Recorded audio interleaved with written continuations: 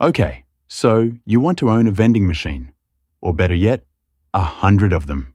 You've seen the videos. Buy a machine, fill it with chips and soda, bolt it to a wall somewhere busy, and collect quarters while you sleep. The internet calls it the ultimate passive income. No employees, no storefront, no boss, no ceiling. Just a little metal box that prints money 24 hours a day, 7 days a week, in a country that already has roughly 2 million vending machines humming away in hallways, gyms, and break rooms. It doesn't call in sick. It doesn't ask for a raise. How hard could it possibly be to own a few of those boxes? Here's the first surprise, and it's a big one. The machine is the cheapest, least important thing you will ever buy in this business. And the moment you understand what you're actually purchasing, the entire passive income story quietly falls apart in your hands. By the end of this video, you'll see that you were never really in the snack business at all, and that the people getting rich in vending figured that out a long time ago. Because here's the thing, almost nobody selling you a machine will ever say out loud, "You are not in the snack business. You're in the real estate business. You're renting square footage of other people's foot traffic, one machine at a time. The chips and the soda are just the meter that measures how much that foot traffic is worth. What actually decides whether that box makes $5 a week or 500 is a single variable, and it has nothing to do with what's inside it, where it sits. Take the exact same machine, the exact same snacks, the exact same prices. Put one in a quiet office lobby that empties out at 5 o'clock. Put the other in a hospital that never closes. They are not the same business. One is a money loser you'll be dragging out of that lobby within a year. The other is a small gold mine you'll fight to keep. The difference was never the product. It was the placement. So keep this sentence in your head, because every single number you're about to hear only makes sense once you accept it. The product you are buying is not the machine. It's the location. So let's talk about the price of the ticket and why it's deliberately designed to look easy. A brand new snack or drink machine runs about $3,000 to $6,000, according to 2026 pricing from vending operators like VendSoft and Nav. Want the modern version, a smart cooler with a touchscreen and a card reader, the kind that charges your phone the second you pull out a Coke? Those run $6,000 to $15,000 and up. But here's the thing, you don't need new. A refurbished machine goes for $1,000 to $3,000. And on Facebook Marketplace or Craigslist, people offload their old machines for as little as $300, sold as is, dented and all. Sit with that number for a second. $300. The entire barrier to entry for what the internet calls the ultimate passive income business can be a single weekend yard sale purchase paid in cash out of a car trunk. And that right there is the whole problem. When the tool costs $300 and the dream is supposedly worth $50,000 a year, you attract an enormous crowd of people who genuinely believe they just bought a business. They didn't. What they bought is an empty metal box. The business, the part that's actually hard, the part nobody is selling on YouTube, starts the day after the machine arrives. And it never really stops. Because once that box is filled and plugged into the wall, the real machine starts running. And it runs on your time and everyone else's cut. Start with the product itself.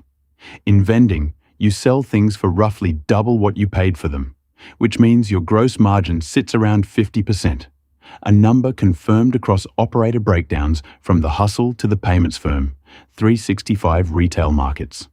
Sounds fantastic. Then the deductions begin. First, the location wants to get paid. The property owner hosting your machine, the office, the gym, the apartment complex, the car dealership, typically takes a commission of somewhere between 5 and 25% of your gross sales, according to 2026 figures from Nav and VendBuddy. And premium spots, the malls and airports and big corporate campuses can demand 20 to 30%. That is rent, plain and simple, and it comes straight off the top before you've counted a single dollar as profit. Then comes the part the passive income videos skip entirely. Someone has to physically drive to that machine, unlock it, restock it, wipe it down, count the cash, clear the jams, and haul away the empty boxes. In the beginning, that someone is you. Industry guides put it at 1 to 2 hours per machine, every single week. A busy machine grossing $500 a week needs restocking 3 to 5 times a week. And every one of those visits burns $12 to $25 in wages and fuel, per VendBuddy's 2026 estimates, before you've sold so much as a bag of pretzels. Add in the card processing fees on every tap, and the money while you sleep box turns out to need a driver, a van, and a route. And a route, as we'll see, is a job. Now here's the moment the whole model reveals itself. What does an average vending machine actually make? Across industry surveys, the benchmark number floats around $75 a week, which works out to roughly $300 to $309 a month in gross sales, according to operator surveys compiled by The Hustle and echoed by NerdWallet. But remember, that's gross. After you subtract the product cost, the location's commission, the processing fees, and the fuel, the net drops to somewhere between $50 and $150 a month per machine, according to worked examples from NAV in 2026. That's the reality of one average box. Maybe $100 of actual profit a month. But the average is a liar because it hides the entire story. That same survey found machines ranging from $75 a month on the dead low end all the way up to $650 on the high end. That's almost a 10-to-1 spread. A machine in the wrong spot limps along at $35 a week and slowly bleeds you. A machine in the right spot clears $500 to $700. Same box, same chips, same prices on the same buttons. The only thing that changed between the loser and the winner was the address. So the single number that decides whether you own a business or an expensive hobby was never the price of the machine, and it was never the margin on a Snickers bar. It's the foot traffic on the other side of that glass. You are not buying a snack operation. You are renting a spot in somebody else's crowd. And the entire game, start to finish, is getting a good spot and then defending it from everyone who wants it next. So if the average machine barely clears $100 a month in profit, why do people keep chasing this dream year after year? Because, and this is the honest part, the ceiling is real and the door is wide open. Vending in the United States is a gigantic, boring, beautifully fragmented business. The broader industry moves something like $18 billion a year in vending sales, part of a $26.6 billion convenience services industry, according to NAMA's 2023 census. Grandview Research pegs the total US vending market even higher, near $22 billion. And here's the kicker. No single company controls even 5% of it. Read that again, because it's the opposite of almost every other business we cover. There is no McDonald's of vending. No corporate giant is crushing the little operator. The Hustle's reporting, citing IBISWorld, found that the typical vending operator runs just 13 machines, a couple of people, a van, and a route they drive themselves. That fragmentation is the entire opportunity. If you can find good locations and service them well, you can genuinely stack this thing. One machine becomes 5, 5 becomes 20, and somewhere up that curve, you hire a driver, and it finally starts to get a little bit passive.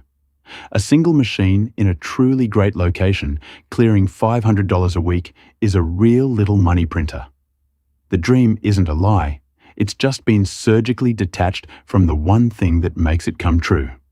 And that gap, the gap between the dream and the location, is exactly where people get robbed.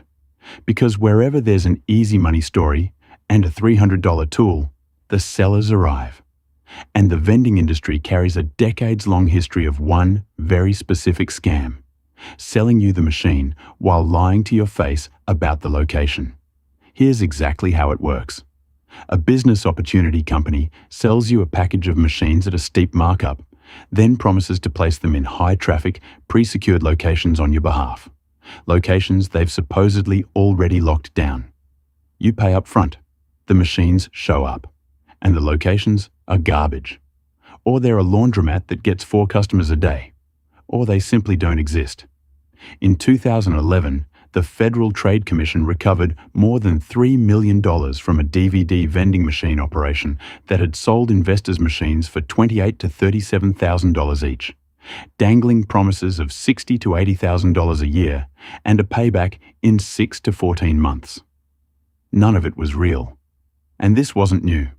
Back in 2004, an earlier FTC sweep caught a seller pushing an 8-machine package for $3,300, claiming it would gross $81,000 a year and net around $50,000, with the machines placed, and I quote, in quality locations, heavy traffic. One outfit in that same sweep, called Route Wizard, advertised $1,710 a week and promised prime locations already secured. The through line across every one of these cases is identical, and you already know what it is.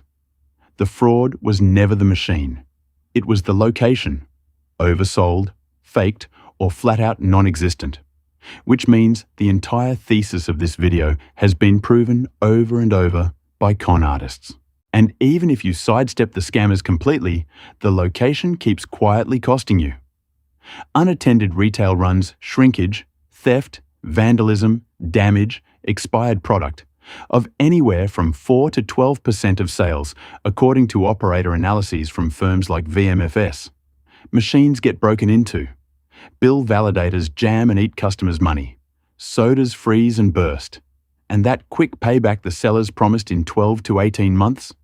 Independent breakdowns put a traditional machine in a mediocre location closer to 18 to 24 months, if it ever pays back at all. So let's run the plain arithmetic on one honest average machine. Say it grosses $300 a month, $3,600 a year. The product inside eats about half of that, $1,800 gone. The locations commission, call it a middle-of-the-road 15% of gross, takes another $540. Then card processing fees, the fuel to drive there every week, the occasional repair bill, and the candy bars that expired before anyone bought them, a few $100s more. What's left at the bottom is somewhere around $1,000 to $1,200 a year per machine. And that lines up almost exactly with NAV's 2026 worked example, where a machine grossing $1,000 nets roughly $100 a month. Now do the calculation the passive income videos never, ever show you. Take that net profit and ask the only question that matters. How many machines does it take to replace a real salary? To clear $50,000 to $60,000 a year at $1,200 of profit per machine, you need 40 to 50 machines, 40 to 50 boxes to keep stocked, 40 to 50 locations to keep happy, 40 to 50 stops to drive every week. At 1 to 2 hours of service each, that's 50 to 100 hours a week of physical, sweaty, cash-counting labor. You didn't buy passive income. You bought yourself a full-time job with a van and a coin sorter. Unless, and this is the only escape hatch in the entire model, every single one of those machines sits in a genuinely great location, netting $250 a month. At that rate, per VMFS's own math, you'd need only 17 to 20 machines to clear $50,000 a year. Same income target. Less than half the machines. Half the driving, half the restocking, half the headache. And the entire difference between 40 machines and 20 is one thing, and one thing only: the quality of the location. Again. So picture the two versions of your vending empire. In the good version, you did the unsexy work first, in the right order. You knocked on doors before you bought a single machine. You found the locations first, and only then went shopping for boxes to fill them. You landed a busy hospital wing, a packed 24-hour gym, a factory break room with 300 workers on rotating shifts, and no cafe within a mile. Every machine nets $250 a month because every machine sits in front of a real crowd. 20 machines clear $60,000 a year. You hire a part-time driver to run the route, and now, finally, genuinely, it's semi-passive, exactly the way it was advertised on day one. You built a real small business on 20 great addresses. In the other version, nothing dramatic goes wrong at all. You just bought the machines first and went hunting for homes afterward, which is the exact order every scam seller in this business is counting on you to use. So you took the locations you could actually get: a quiet office, a slow laundromat, a lobby that clears out at 5. Your machines average $100 a month in net profit. To make real money, you'd need 80 of them, and you're already exhausted servicing the 12 you have. Industry estimates suggest most independent operators quit within their first year or two. Not because vending doesn't work, but because they bought the box before they bought the crowd. The machine did exactly what it promised. The location just never showed up. And that's the real answer to how hard is it to make money while you sleep. It was never about the machine. A working vending machine costs $300. A working vending business costs you the one thing every ad swore up and down you'd get to keep: your time poured into finding, winning, and defending locations that nobody can fake for you and nobody can hand you for free. The passive income was never sitting inside the box. It was in the address the box was bolted to. You didn't buy a snack machine that makes money while you sleep. You bought a route, and the route, it turns out, is the job.